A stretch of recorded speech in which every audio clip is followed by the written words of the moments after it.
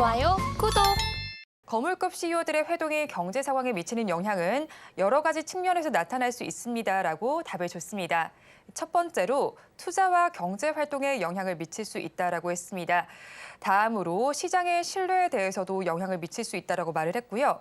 세 번째로는 정책에까지도 영향을 미칠 수 있다. 방향을 조정하는 데 영향을 줄 수 있다라고 말했습니다. 다음으로는 산업과 고용에도 영향을 미치면서 여러 가지 고용 창출도 일어날 수 있다고 답을 줬고요. 마지막으로 지속 가능한 경영, 요즘에 계속해서 주목되고 있는데 여기에도 영향을 미칠 수 있다라고 답을 줬는데요.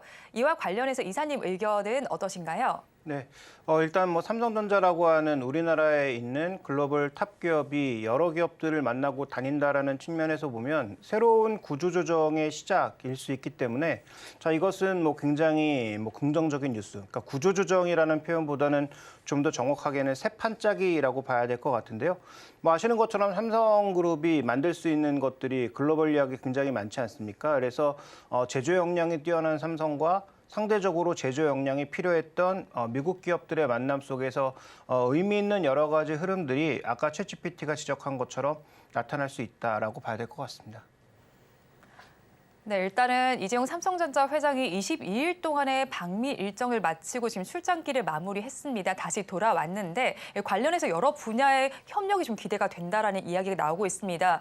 여러 글로벌 빅샷들과 함께 회동을 하면서 여러 분야의 협력도 기대가 되고 있는 상황인데 관련해서 이사님께서는 이 출장길은 어떻게 보셨나요? 네, 뭐 크게 보면 두 가지라고 봐야 되겠죠. 삼성전자가 그동안은 뭐 반도체, 그다음에 가전을 포함한 소위 IT 세트 이 두 가지의 제조 역량이 전 세계 최고였죠. 물론 반도체라고 하는 부품도 만들었지만 일단 전체적으로 보면 글로벌 시장에서 공급할 수 있는 IT 세트와 더불어서 뭐 반도체와 같은 반제품을 공급하는 주요 업체였는데요.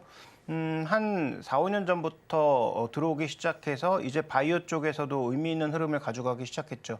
근데 지금 생각해 보시면 미국이 공급망을 다지려고 하는 크게 보면 세 가지가 뭡니까? 전기차와 관련된 부분, 그다음에 반도체와 관련된 부분, 바이오와 관련된 부분이거든요. 네. 전부 이와 관련된 것들을 삼성전자가 이미 하고 있기 때문에 지금 이 화면의 표에서 보시는 것처럼 다양한 그룹 CEO들과 만나서 이런 협의를 하고 왔다. 다만 의미 있는 결과치를 내놓지 못한 것은 여전히 기싸움을 벌이고 있을 거다라는 거죠. 제조업이 필요한 쪽에서는 어떻게든 비용을 깎으려고 할 거고 삼성전자 쪽에서는 어떻게든 마진을 확보하면서 좀 더 유리한 조건을 차지하려고 하는 그런 기싸움들이 좀 벌어지고 있는 국면이라고 보시면 될 것 같고요. 어차피 줄 세우기는 이런 대형 업체들 사이에서 끝날 사항이고 중소형 업체들까지 돌아갈 수 있는 여력은 없기 때문에 삼성전자에는 장기적으로 보면 굉장히 좋은 호재라고 봐야 할 것 같습니다. 네, 이런 여러 가지 회동 중에서 가장 좀 기억에 남는 게 또 주말간의 뉴스가 나왔잖아요. 일론 머스크 테슬라 CEO와 회동을 했는데 이와 관련해서 사실 뭐 삼성전자는 파운드리 분야에서는 지금 테슬라와도 협력을 한 경험이 있었고 거기에 더해서 반도체 관련 분야에도 조금 훈풍이 불 수 있을 것 같은데 사실 지금 삼성전자 주가는 조금 지지부진한 상황이잖아요. 그러면 과거의 명성을 되찾을 수가 있을까요? 네, 뭐 장기적으로 보면 되찾을 수가 있을 것 같고요. 주가 기준으로도 전고점이었던 뭐 96,000원 이상을 갈 수 있겠죠.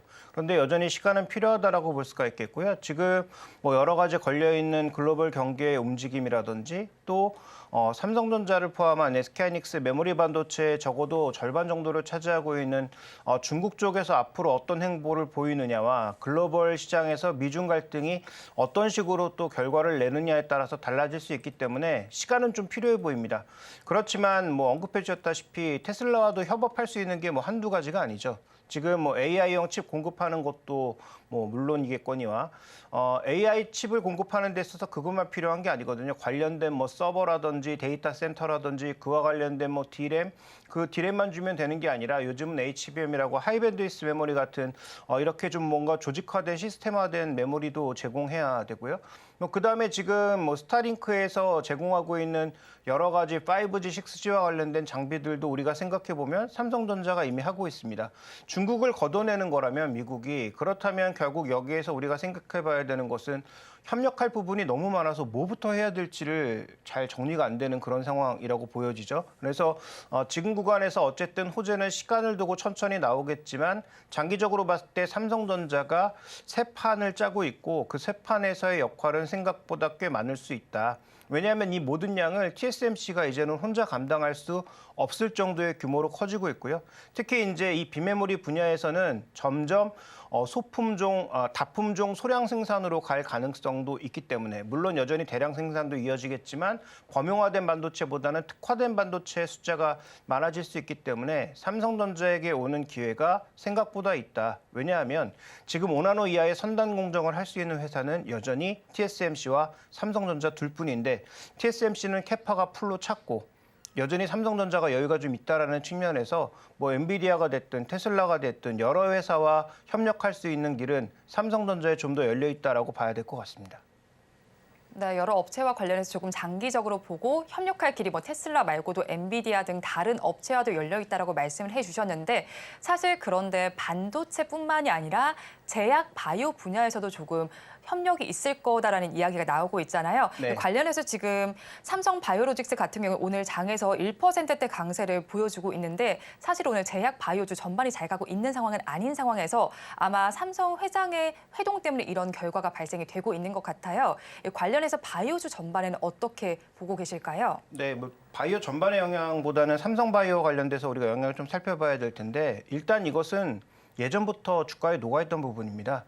삼성바이오로직스가 이재용 회장이 나가서 뭔가 세일즈를 하기 전에도 글로벌 회사들과 이미 CDMO를 계속하고 있었죠. 그다음에 지금 송도 공장 기준으로 생산량을 계속 늘리고 있죠. 그래서 과거에는 셀트리온의 절반 정도밖에 안 되던 수준이 지금 셀트리온을 넘어서 글로벌 거의 탑 수준으로 빠르게 이제 생산량이 늘고 있는 그런 관점이기 때문에 이건 이제 호재라고 볼 수가 있는데 시장에서 정말로 기대했던 것은 그 우시바이오라고 해서 삼성바이오로직스와 경쟁할 수 있는 회사를 미국이 완전히 이 밖으로 쫓아내길 바랬는데 이번 최종 결정은 그렇게 되지 않았죠. 그래서 우시바이오의 뭐 상하이 법인을 포함한 이 중국 삼성바이오와 경쟁할 수 있는 업체가 여전히 경쟁사로 남았다라는 측면에서 보면 단기적으로 급한 상승을 기대하기는 어렵습니다. 왜냐하면 이 기대가 작년부터 이미 녹아 있었거든요. 우시바이오를 쫓아내면 소위 이제 그 선도 업체인 삼성바이오로직스와 일부 업체들이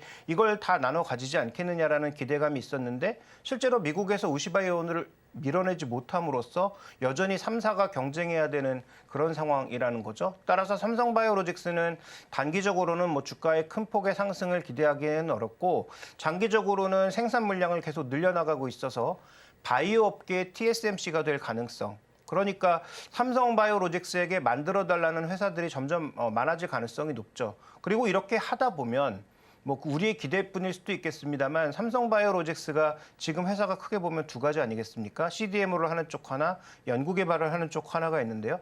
이제는 CDMO를 넘어서 CRO까지 합쳐서 이렇게 뭐 연구개발까지 하는 쪽까지 늘리고 있으니까 장기적으로 보면 뭐 신약 혹은 기존 약의 성능을 대량 끌어올린 그런 쪽도 이제 만약에 삼성바이오로직스가 끌어낼 수 있다면 그때는 지금의 밸류에이션보다 더 높은 밸류에이션을 기대할 수 있겠죠. 다만 이것도 시간이 굉장히 오래 걸리는 일이니만큼 섣불리 이제 뉴스만 보고 다가가시기보다는 장기적인 관점에서 CDMO의 확대, CRO의 확대 이런 것들을 염두에 두실 필요가 있겠고 제약바이오 업계, 특히 바이오 업계의 삼성바이오로직스가 TSMC가 될 가능성이 높아지고 있다. 이 정도로 보시면 좋을 것 같습니다.